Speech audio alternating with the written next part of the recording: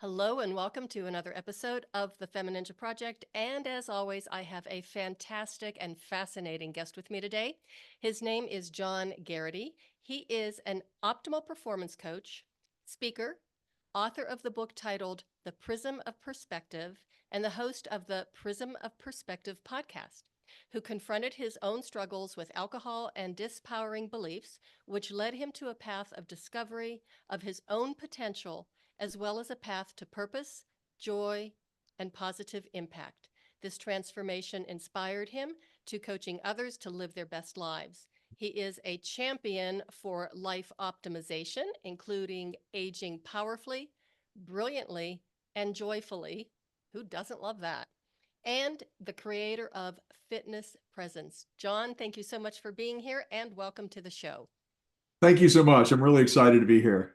Well, I'm excited because you basically represent everything that I live for, as far as living positively, powerfully, and that aging thing. Yeah. Gotta love that aging thing, right? It just makes we have so much influence. I won't say control, but so much influence on how we age. And it seems as if many people have abdicated that responsibility to the medical market or wherever that happens to be, thinking some way, shape, or form that there's not going to be big, significant consequences. And so, yeah, that's one of the areas, especially, as I age myself and move through, I want to continue to be able to thrive. And so a lot of it's just, my own research on myself, and then thinking about, okay, how do we help society age differently? Because there's so much potential, right? We get to the point where we've learned all these skills and these capabilities, this ability to make an impact. And then a lot of times, people's health is taking them out of the game. So they're not as energized, they're not as enthusiastic, they're not as vital. And so we have these people we've spent our whole lives getting to the point where we're really capable, and then we're walking away. And so that's a real passion of mine. So thanks for having me. I'm really excited to be here. Well, I'm excited to have you. And again, I love that message because that's one of the messages that I promote, and one of the ways that I live my life now. Didn't always, but it's amazing. I think that the media, the medical community, even sometimes the traditional fitness communities, the things that they tell us about the aging process are just not true. And my goal is to be able to punch Father Time in the face, bust the myths of aging, and tell those naysayers to be quiet, mind their own business, and go Maybe away. take one of those swords and just slit his throat, huh? Yes, Just chop Father absolutely. Time's head right off. And I'm just very encouraged because I've spoken to a lot of people on my show and even out in the community who have that same mindset now as they're getting older, and they're like, wait a minute, all this stuff that they're telling us really isn't working, or it really isn't true. What frustrates me, a lot of the research that you hear is, after 30, you're going to lose, X amount or your whatever. And they don't bother to say, if you don't exercise, right? If you don't exercise, yes, if you don't exercise, you're going to lose strength and flexibility and balance and coordination. You're going to lose cognitive capabilities. All those things are going to go away if you do not use them. However, if you use them, they're not going to go anywhere for a long time. And it just seems to me that, it's so much more exciting for the news people to say, or the clickbait or whatever, you're going to lose this. I'm 61. I'm essentially exactly in the same shape I was in when I was 25. And the other thing, I think that you brought up, the fitness thing, I just don't think it's that hard to do. Like, people make a big deal about it, that, oh yeah, I know it requires I work out 15 minutes a day. Sometimes I do other stuff because it's fun, because I like to move. But as far as like really thinking about what do you need to do to stimulate your body to continue to require all your capabilities, doesn't take a lot of time. And so when you think about the rewards that come for such a tiny little investment, 1% of your time, 14 minutes and 24 seconds is 1% of your day. So if you take 1% of your day and you focus on expanding your physical capabilities, they're not going anywhere, right? For the most part, yes, I could have a stroke later today, right? Some stuff can happen, Mhm. but most likely I'm going to be able to maintain my physical capabilities in my 80s Mhm. pretty easily, you know? Well, I really think that with the media and like you said, the clickbait, I think a lot of it is based on fear. Let's scare people that this is exactly what's going to happen to you if you don't take this medication, if you don't, do this prescription. And what is the best prescription of all is what you just said: movement, exercise, and nutrition. And I think that's what a lot of people in, Sleep. oh yeah, sleep is good. I'm going to say our age group, I am older than you, but in our age group are waking up to and realizing that the stuff that, we've been eating for so many years that has been promoted as maybe good for us or healthy for us is really not. And there's a lot of people waking up to exploring the value of good nutrition and whole foods. Right. I think it's just crazy when, like if I was going to be building your home, right? So let's say we have this great blueprint and we have a great idea what we're going to build and we're all excited about it. We go out and get great contractors. We're all ready to go. And then we go to the supply place and we're like, can you really give me some really crappy, like some press board and really some stuff that's going to rust in a hurry and maybe some fake, I'll do some fake stuff, and then think we're going to end up with a beautiful house and a house that sustains. That's how people go about their diet, Mm-hmm. right? Like we have this potential to have this incredible vessel that we can live our lives in. Where do you think it comes from?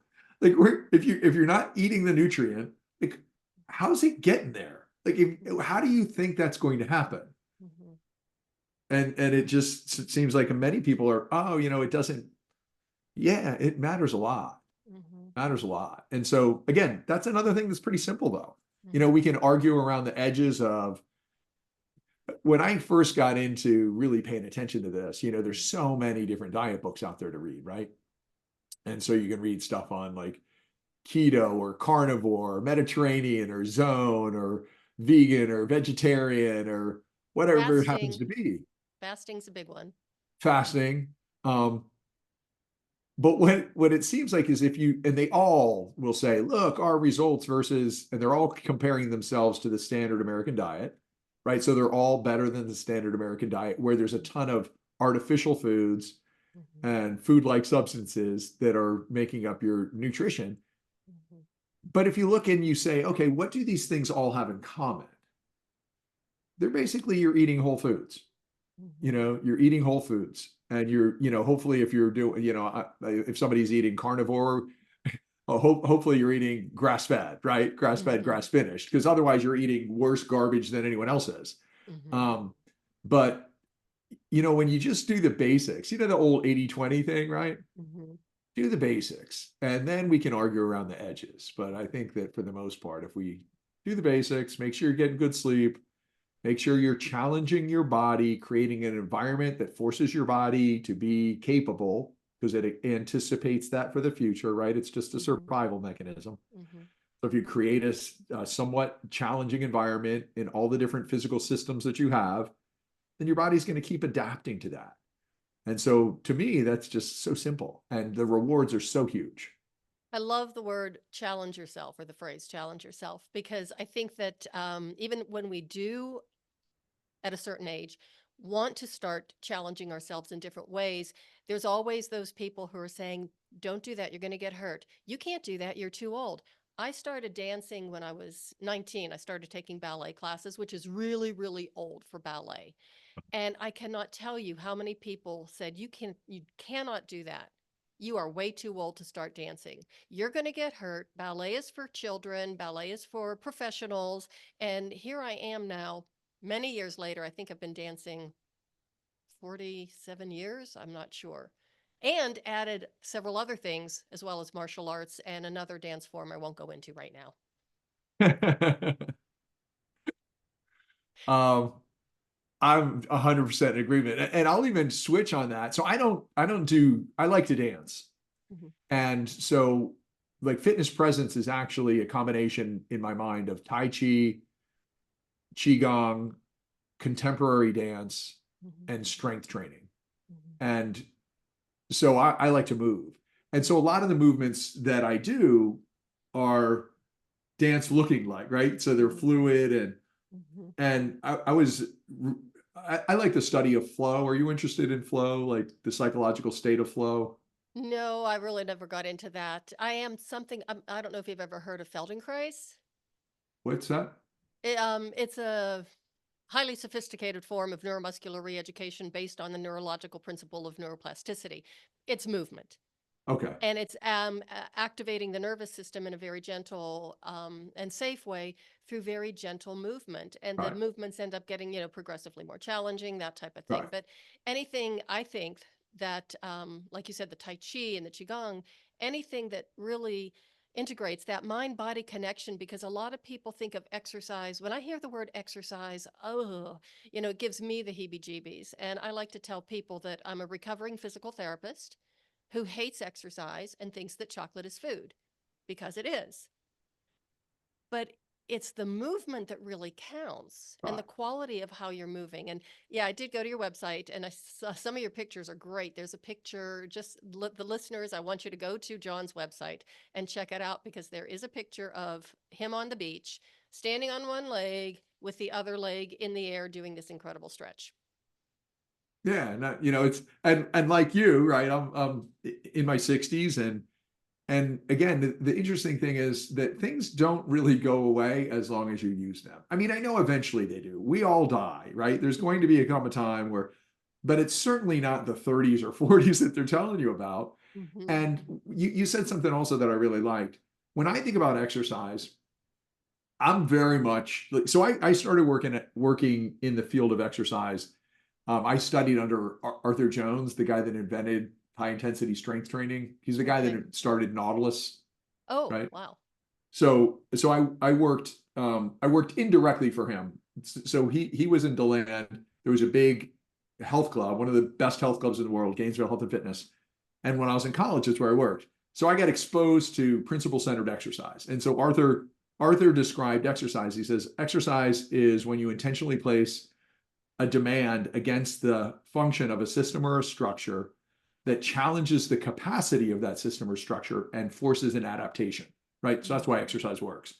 Mhm. And so he said that when he was looking at it, he really said strength, flexibility, cardiovascular fitness, body leanness, and resistance to injury. Those were his five. I've added a Mhm. bunch of others that I try to think about. Mhm. But when he was doing that, I was 20. And so the last thing on my mind was resistance to injury. I was like, Mhm. I'm not, what do you mean?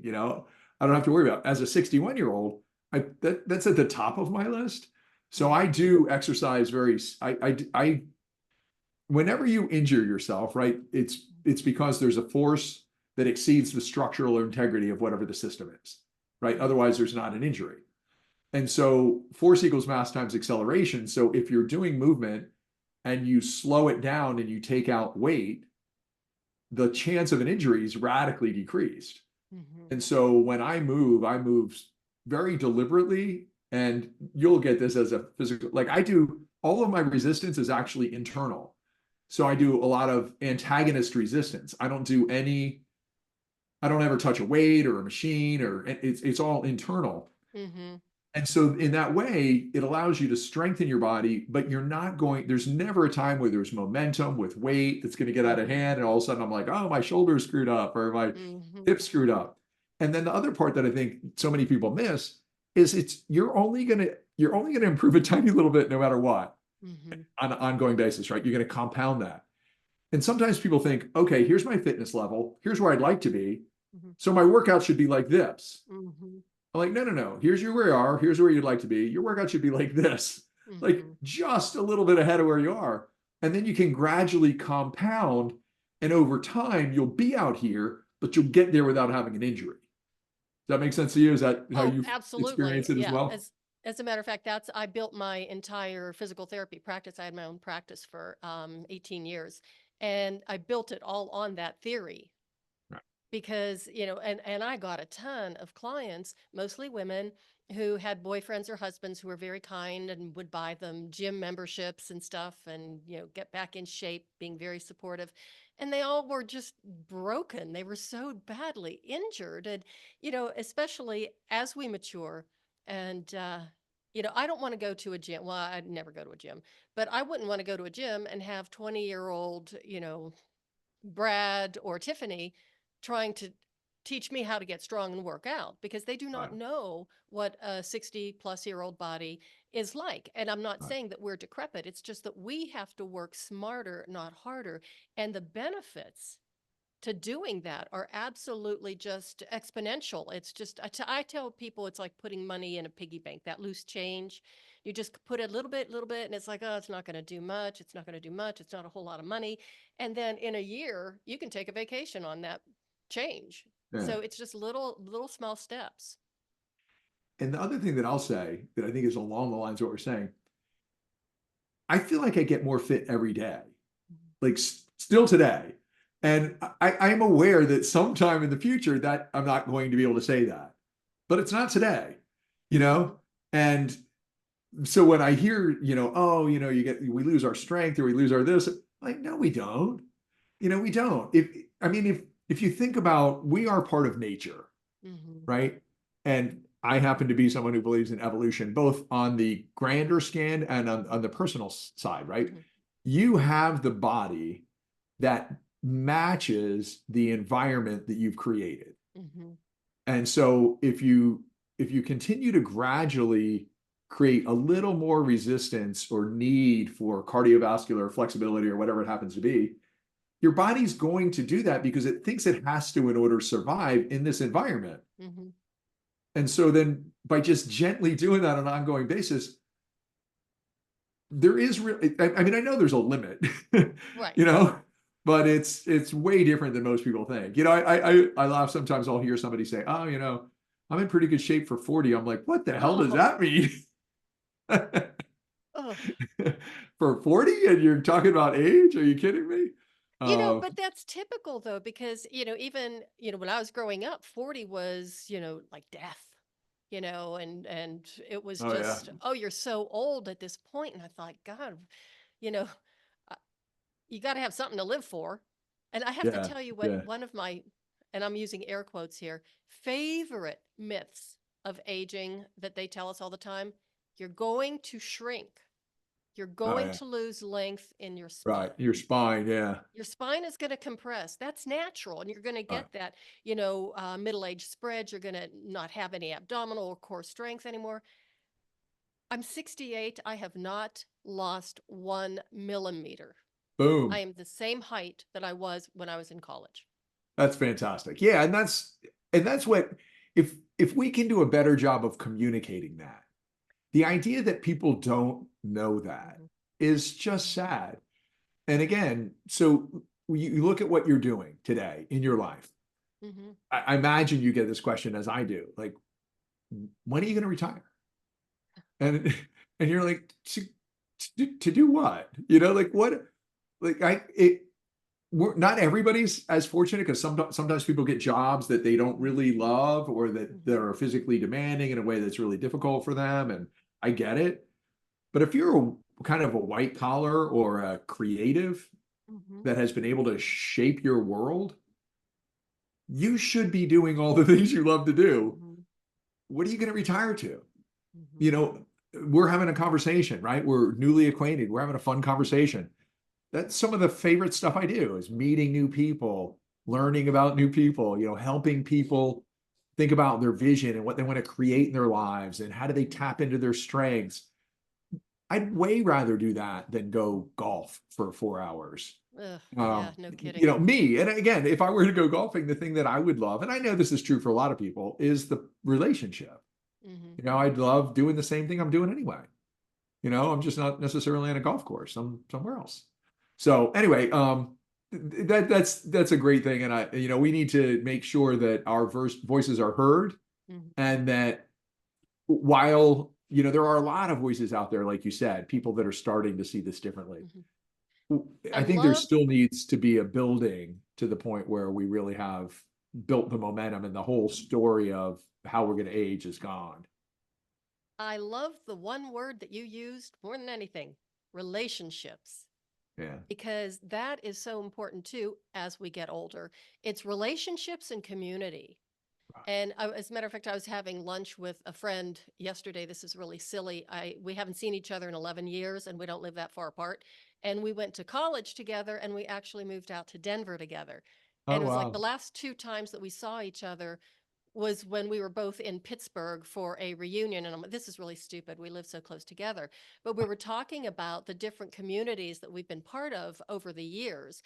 And all of them are so different, but each one of them brings so much wealth, I think, and so much wisdom and so much satisfaction to your life. I mean, I have my martial arts community, which is mostly men, and my dance community, which is mostly women, and my pole dancing community, which is a little bit of everything, and all of these wonderful communities and the professional communities I was in as a respiratory therapist and a physical therapist. I think we need to keep those going and stay active with those people, because that really helps not only our physical health and wellness, but definitely the mind. Right. Right. Yeah. Having to be in relationship. And that's where, the end of the day, it's where all the joy is anyway. Right. Hmm. So yeah, I'm totally with you. I love having different groups of people. I I do belong to a health club, and there's a really nice health club down the street from me, Hmm. called Lifetime. I don't know if they have them out there, but it's they actually call it an athletic country club.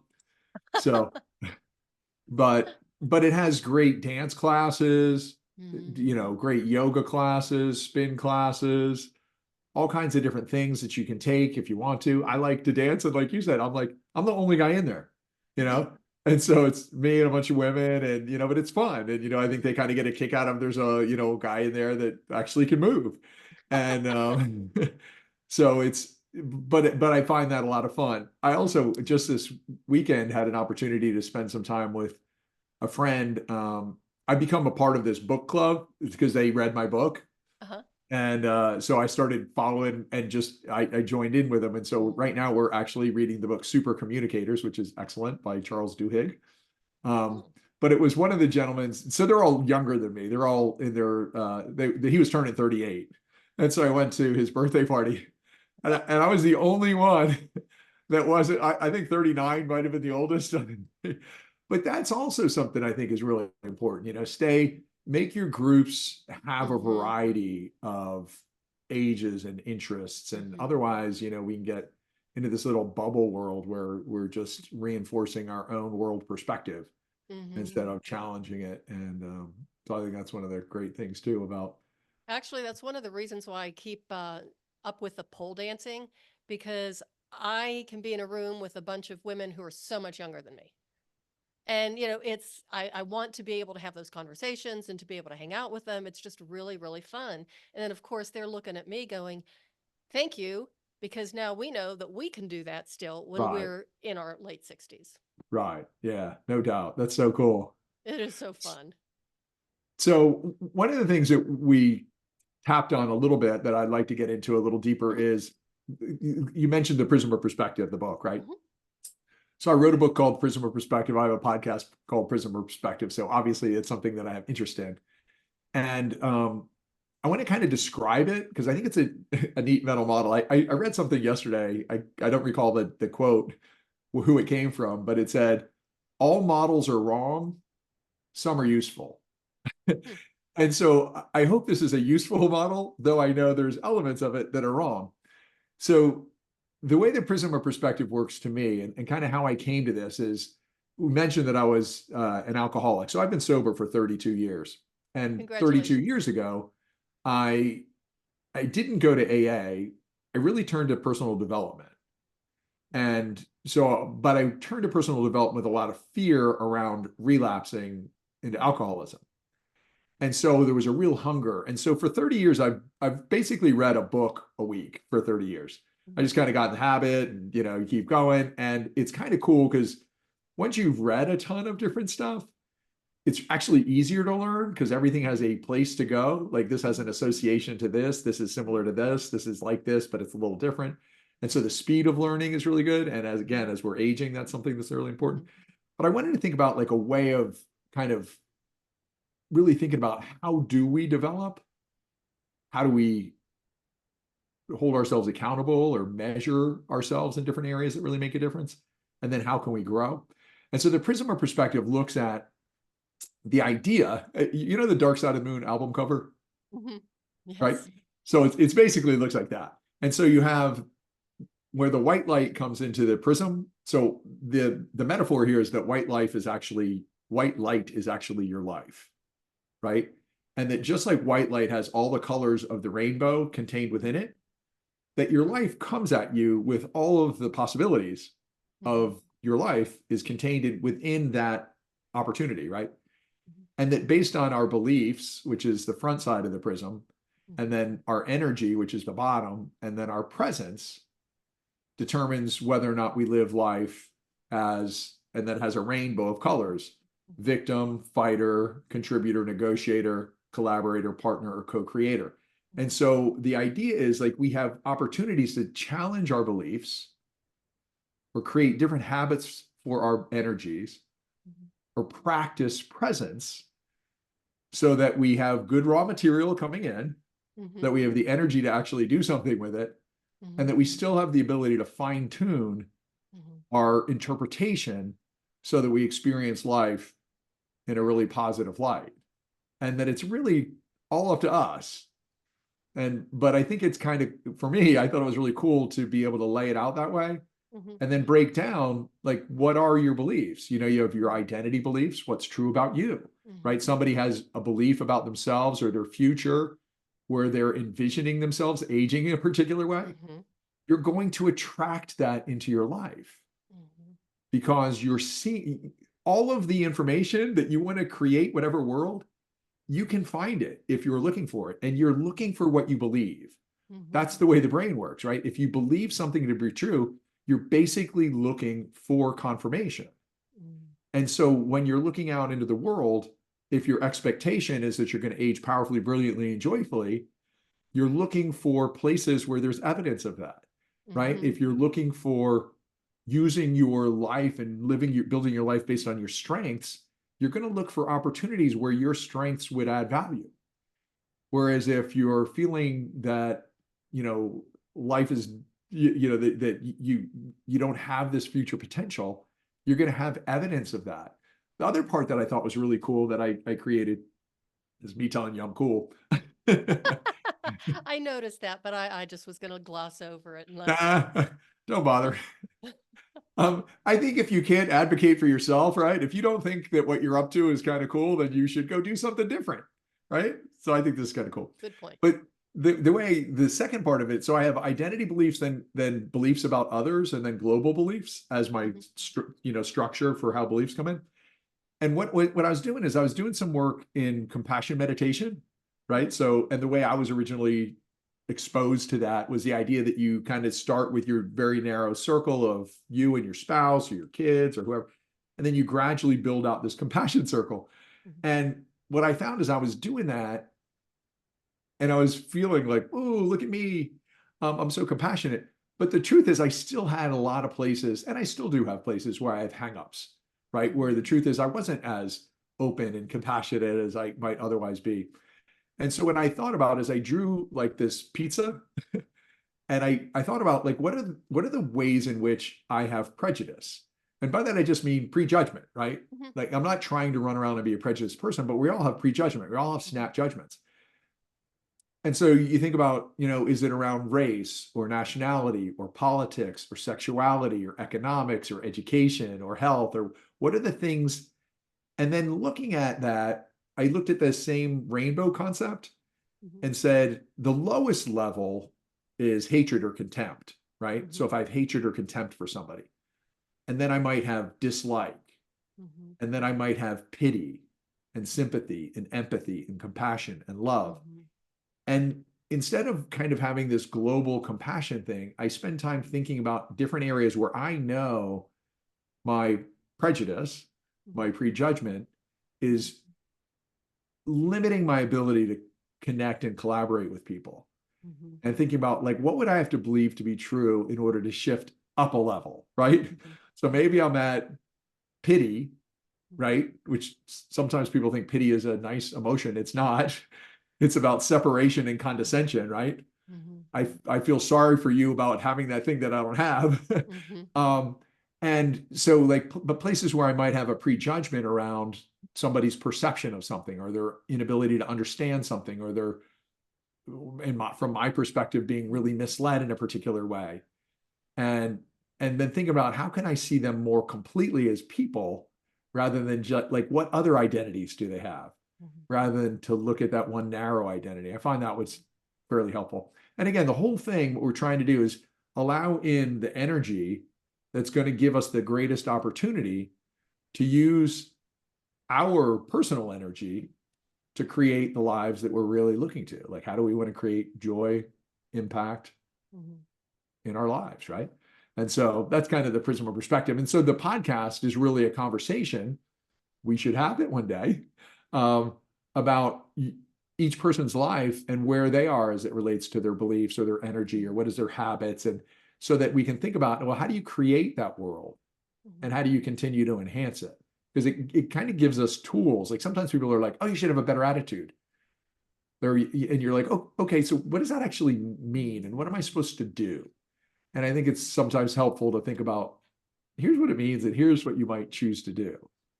Okay, so obviously you have given this a lot of thought. Crossed my mind before. Yeah. So that leads me to wonder as you were going through this process of, having this enlightenment about the prism of perspective, at what point did you decide, you know what, I really need to share this with the world and I really need to write a book about it? Good question. I've really been fascinated by the idea. I am a huge reader. I read all the time. And I'm a fan of what are often called business fables. You familiar Okay. with what I mean? No, but I'm kind of extrapolating in my mind what I think it would be. So I don't know if you've ever read any of like Pat Lencioni's Five Dysfunctions of a Team or Death by Meeting. They teach principles inside a story. Mm. Okay. So I'll tell you my story of the book. I'll give it away. So the idea is, and here's the picture of the book, by the way. Oh, thank you. Yeah. And there you can see the prism. Oh, wow. So here's the idea. This young guy here Uh-huh. is a young financial advisor. He's 90 days into his career and he's starting to fail. He's starting to have limiting success. And he's actually also, he's 7 years sober. And this guy over here is his managing partner. And his managing partner is also his sponsor in AA. So this guy found this guy on the concrete outside a church one day, 7 years ago. And so for 7 years, he's kind of evolved and built himself up to the point where he finally got this opportunity that he was looking forward to. Uh-huh. And now he's has some markers he's supposed to hit in 180 days and he's off track. Mm. And so what happens is the managing partner does an intervention, kind of like Marley and Scrooge. Uh-huh. And he comes in and so they have the ghosts. They're not ghosts, but these are advisors. So he introduces him to an advisor that's going to teach him about changing his beliefs, Mm-hmm. having greater energy, and being more present so that he can save his career. That's the story. Okay, so wait a minute. Okay, so in this book, you actually have these two characters. Yeah, these So, characters are in the book, right? Yeah, okay. there's those characters, and then there's the characters of the three different advisors. And the cool thing about the advisors is they've all had their own learnings around those areas. So it's not that they were naturally gifted in these areas. Like the person that's around beliefs is a young mixed race girl who got into the financial services industry, but because she had a rough background, she was a mixed race off of a date rape, and so the whole thing's pretty challenging for her. And so she's grown up with a real chip on her shoulder. And so when she finally gets an opportunity she actually didn't even want this career. She wanted to be in musical theater, but she ended up hurting herself. Mm-hmm. And so she's in this career. She's got a real chip on her shoulder, and she's going to fail out if she doesn't change her beliefs. So she has the experience of changing her beliefs. Now she's teaching. How did she change her beliefs? How did she challenge what she believed to be true about other people, about the world? so that she could save her career. The guy that does the energy piece had taken it, he just neglected his health. And so he had a heart attack as a 40-year-old and almost died. And so this is 10 years later and he's really recovered. And so now he's teaching what he's learned. Mm-hmm. And so it's an opportunity for each of us to kind of recognize, like, these are all areas where we can grow. We don't have to be like naturally gifted. It's not something that could, in fact, there's a section there's a quote in the book where the young advisor is talking to the managing partner and because he's struggling, he doesn't know if he's going to make it in his career. And so he says, I don't even know if I have everything it takes or I don't even know if I have what it takes to make it in this career. He's like, well, you don't. You build that, right? You don't come into anything. You don't come in done. You come in as raw material, and you have the raw material to build it and eventually get there. But no, you have to grow. That is talk about tough love. Yeah, I think the quote is, he actually says, well, I can save you some time. You absolutely, without doubt, do not have everything it takes to succeed here. It's not the idea. We're not looking for people that are fully developed. Mm-hmm. We're looking for opportunities to develop mm-hmm. and to continue to expand. It's just like we were talking about earlier with exercise. Mm-hmm. The same thing is true with all our human capacities, right? Our ability to build relationships and build rapport and learn things. And all of those things are pliable and flexible, and it's what we develop, right? And so anyway, that's the. Okay, so it sounds like that your book is kind of like a combination self-help and novel. Yeah, actually, what I call it is it's a self-help novel is what I call it. Yeah, that is so funny. I've written 2 books. I'm on my 3rd and 4th right now, and I hang out with a lot of authors. So I've heard a lot of different categories, but I have never heard of like a self-help novel. Yeah, actually, the other books that I made reference to that are business fables, they're skinny. I wrote a regular book. So that's why I was like, I don't know if it's necessarily a fable, but yeah. What's the word count? I'm just curious. The word count, I don't know. It's through 323 pages. Okay. So, I mean, it's certainly not a Harry Potter book, but it's also not one of those ones that you're going to read on an airplane, Oh yeah, right. Yeah. You're probably not going to finish this from Cleveland to New York. Yeah. Wow. Well, congratulations on the book. And now, when was it published? When did it get? It came out in January. Came out in January, and so this past January. This past January. Yep. Wow.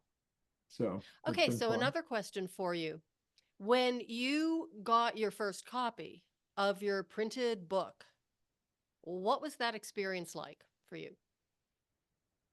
Definitely made it much more real. Like, it was really kind of you especially because you look at it and they do a good job. You look at it and you're like, oh, it's a real book. The font looks really good and it's all set up really nicely. And because up until then, you're kind of I'm looking at like digital versions and you're working off of that over and over again. And then all of a sudden you get something in your hand, you're like, it's really cool. Yeah. And so I like you, I've continued to write. The next book is called The Flow Cultivator. Okay. And that is really the guy that I talked about, the second guy that had the heart attack. Uh-huh. So this starts 3 days before his heart attack. So 10 years prior to this book. And it has this guy who's living his life imbalanced and he's building this financial planning career, but he's not paying attention to his health. And he loves his family, but he kind of neglects his family, right? He's a workaholic. And I mean, he loves in the sense of he cares for and thinks they're great, but he doesn't necessarily have a life that's really fulfilling for either he or his wife. He's not connected to his kids. And he has that moment where he thinks he's going to die. Mm-hmm. And that changes everything. And he has an opportunity to go, oh my God, I'm leaving the planet.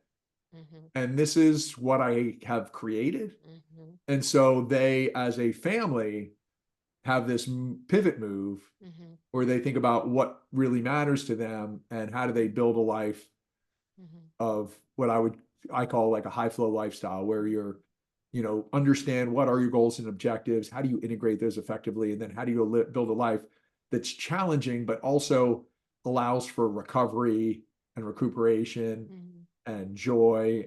And so he's building a totally different life. So that's why he, 10 years later, is able to teach the other guy about energy, right? So it's Nice. kind of like Okay. a So little that's your prequel. second book that you're working on.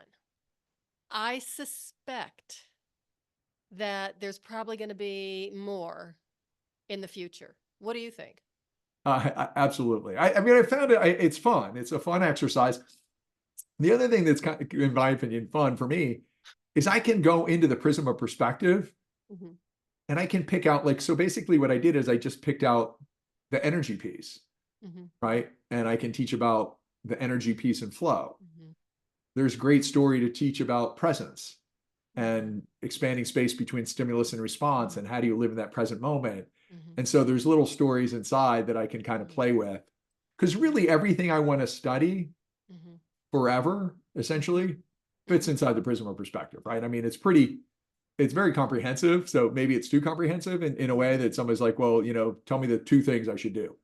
Not the two things you should do, but it's a bunch of things that you can think about that I see as like dials and levers that you can continue to think about in your life. And you say, am I really inspired by my purpose and my vision? Or is that an area where if I spent some time there, I would generate more energy?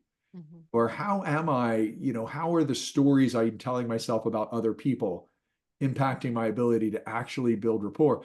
I love the quote from Martin Luther King. I'm going to butcher it a little bit. It basically says, you cannot influence those for whom you have contempt. And so I want to be influential.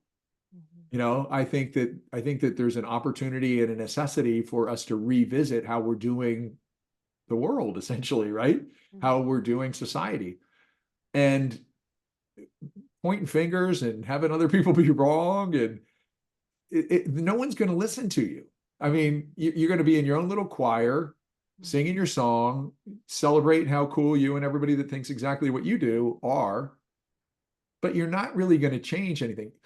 Are you familiar with the book, What's Our Problem? No. So it's written by a guy named Tim Urban, and I love it. And what he says is he's a blogger. Okay. I think his blog's called Wait But What? Wait But What? And so he says he's doing all these blogging, and most of the time I spend anywhere from three days to 3 weeks discovering a content, etc. He goes, but I looked at our country and what was going on as a society, and he goes, I went down the rabbit hole for 6 years. And so what he argues is that as a society, the way we think about politics is all wrong. In that he says, we have this direct line, and somebody will say someone is far right or someone is far left. And the assumption, and even said sometimes, this person's very conservative and this person's very liberal. And he says, but people on the far left are actually not very liberal at all. They have a perception of how they see the world, and they are certain of it. And they don't even necessarily want to have you have a voice, because you can't possibly know, because you're not there. Right. People on the far right, they're not actually conservative. They're pretty destructive. And so he says the real way of thinking about, a more effective way to think about politics, and I think this is just communication in general, is, are they high rung or are they low rung? And he breaks high rung into 2 different categories. You have scientists and sports fans. And then low rung, he has attorneys and zealots. And so when you think about the very highest rung, are what he calls scientists. And by that, he doesn't mean that they're actually performing work as scientists, but that they go about life in the scientific method. Like right now, I'm making a hypothesis, right? The prism of perspective is a hypothesis. I think it's interesting. I think it adds some value, but I'm not attached to it. And if somebody says, hey, you know what, you might want to consider this a little differently. As a scientist, I want to consider that, right? But if I'm low rung, what I'm trying to do is suppress that person's perspective, right? I'm going to try and take whatever perspective they have and minimize it. And so what I think is a great opportunity is if we can begin to have these conversations. I lean left, not far left, but I'm more liberal than I am conservative, I would say. And so my opportunity is, one, to talk to people that are liberal, but that are low rung, that are really not allowing for an open conversation because they're trying to Mhm. suppress things. So they're an attorney on my side. Mhm. And we need to convince them, like, stop making false arguments or taking information out of context Mhm. to prove a point that's actually not accurate. If we can stay above, if we can stay high rung and be scientists or even sports fans want their, like, I might be a sports fan around the prism of perspective. I want it to really be cool, Mhm. but I also want it to be, I want to find out if it's true or not. Mhm. Right. So, you know, the sports fan doesn't want you to cheat to win. They're Mhm. actually real sports fans. Attorneys, they build their world around, they're supposed to defend their person no matter what. Mhm. If they can find a law that allows them to do something, they're not trying to find out what's true. They're essentially trying to find out how they can spin information Mhm. or deflect or do whatever. And so I think the opportunity we all have is to go into our own kind of camp in a way Mhm. and look at and challenge conversations that aren't legit, right? If somebody's saying stuff and they're like, oh, but they're on your team. No, I don't have a team. I'm trying to find out what's really true. And so I want to help that person say, look, be a part of this conversation. Mhm. And then the other place I think we have an opportunity is to speak to people that are maybe, like, if I were to say, like, look at it as a football field, I would say I'm on the 40-yard line, right? Mhm. I probably lean left, but I'm not, you know, I'm not in the end zone. We have an opportunity to speak to people that are also on the 40-yard line, on the other 40-yard line, Mhm. right? And to say, hey, let's help me understand what you see, because I'm not seeing it. I'm actually relatively bright, and I do want to know what's true, but you're seeing something I'm not seeing because I'm not coming to the same conclusion you are. Mhm. What is it that I'm missing? Mhm. And then once we listen, the law of reciprocity basically says there's this energy that's going to make them want to listen. Mhm. And so now we're in dialogue. Mhm. And so, anyway. Okay. All right. So I'm gonna I'm going in a different direction. I'm gonna ask you a Okay. question that you probably didn't expect. Um, so let's go back maybe 30 years. Okay. If you, if somebody had told you 30 years ago, or if somebody had told you when you were having your personal struggles that at the age of 61, that you would be an author, a podcaster, a coach, transformational optimization coach, what would you have said to them? I definitely would not have thought 60 could be this freaking awesome. You Woo! know, I love it. it's just, and that's again, you know, one of the things that I think as a society, this is by far, I'm having more fun than I've ever had. Mhm. And, um, and so I would, yeah, I, I did not have any self-confidence. Mhm. I I was basically, I mean, I had a job. I worked at that health club that I told you about. It's a great health club. And I was a leading salesperson there. So I was making money. Mhm. I worked my way through school. That's how I paid my way through school. So I was Mhm. functional in certain ways. But I had so little self-confidence that actually when I got sober, I didn't have the confidence to go try and find a more challenging job. Mhm. I almost backed away. My first attraction, I got into multi-level because it was like nobody is going to tell you you can't have the job. And it was like, Mhm. I didn't really understand that I had some things that would be worthy Mhm. of employment. And so I had very little confidence. I had no vision at Mhm. all. That was really a big part of that whole, you know, I drank from 14 to 29. And Wow. that whole time, I didn't really learn in school at all. Um, I You're familiar with fixed and growth mindsets? To say it again? Fixed and growth mindsets. Not really. I haven't. So there's some work done by she's a Stanford professor. Her name's Carol Dweck. And what they found is that if people are raised in a situation where they're praised for their intellect or whatever rather than their effort, Mhm. they often begin to try and protect a facade Mhm. because they don't want, like, they don't want to go to the edge and fail. because they think that will determine the level of their, and I remember thinking like that there were real limits. And I was a very good student up until that time. And I remember, which just sounds funny, like, oh, I'm a good student until I was like in high school. But I remember going from like my middle school, in which I would have been like the valedictorian, right? I would have been the kid that had the, and then I went to high school, and in high school, as soon as I got there, there was this class. I remember Mr. Wells's US history class, and we got an assignment on the day we got there for the semester. And the next day, David Canuel, who had gone to a different school, turned his project in. And he ended up being our high school valedictorian. And he was brilliant, and his work was way better than anything I'd ever seen. Later that day, I had been the fastest kid in my school. Later that day in high school, I got beaten a race for the first time. And all of a sudden, I started to back away from any challenge. And that's really where drinking kind of was like, oh, and I also got cystic acne at the same time. Oh, so I'd gone from being a really cute kid to not a cute kid. And so mm-hmm. everything was collapsing on me. And so I just went to alcohol to kind of escape some of that. And so 14 years later, you know, I had no self-confidence left. And so it was really through personal development and being exposed to these ideas that I was able gradually to build it back.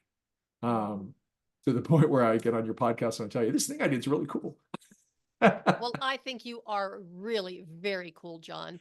Thank you. You as well. Well, thank you. You know, we 60-plussers have to we got to stick together. We got to let people know that this is really what it is. You know, this is what it is. You know, there's. When I did a spinning class the other day, and I don't do it often, and this is going to be me kind of semi-bragging, but I crushed everyone in the class. Like we show the scores, you know, and I'm like, I don't even do this. I do this like twice a month. And what they tell you is that's not going to be true. But it is true. You don't, there's a book I read a long time ago called Younger Next Year. And it's all about, do you familiar with that? Oh, heck yeah. I love that book, right? I got the book. I think I probably have given it away by now. Did you read the women's version? Oh, yeah. Yeah. So anyway, Chris Crowley is the funny author in that, right? It was Henry Lodge and Chris Crowley. And if you remember the book, he talks about how capable we can be even into our 80s. And then there was a chapter on Janie and the Ugly Stick. Do you remember that? So he just talks about like your skin's going to get crepey and stuff like that. And he goes, remember that used to tell Janie, she's so ugly, she got hit twice with the ugly stick or something like that. And he goes, yeah, you're going to get hit. And so the idea is like, yeah, like my skin's different than it was, you know, and things like that. But, you know, whatever, you know, we're moving through, we're doing good. The body functions great. You know, the body, it does everything I want it to do. And, you know, it's all good. As long as we treat ourselves right or treat the body the way it needs to be. I mean, we can be healthy, vibrant, and active, you know, during the entire course of our lifetime. And I've got to tell you, there's one guy that I've had on my show, and I've actually been on his too. He is the oldest, he's the oldest weight building or body, no, he's the oldest bodybuilding champion in North America. So what is he, in his 90s? Well, he's 85. He's just turning 85. Well, he'll be 85 in 25. He was born in 1940 in Nazi-occupied Holland. That's what he was born into. He's in Canada. He's a Canadian, but fascinating story, fascinating life. So he still works every day. He's got, I think, 10 companies. He trains like a beast, and he's a bodybuilder. And he's just amazing. There's no stopping this guy. And so just prior to checking off, because I know we both have to crush on time, it's just incredible the amount of potential that we are willing to allow to sit dormant because we define aging in this way. And it's not as if our society doesn't have challenges and couldn't take advantage of, you know, and so again, I think part of, I'm a capitalist, but I'm not an individualist. And I think that sometimes when we get to a situation where somebody says like, oh, couldn't you retire? economically for myself, yeah.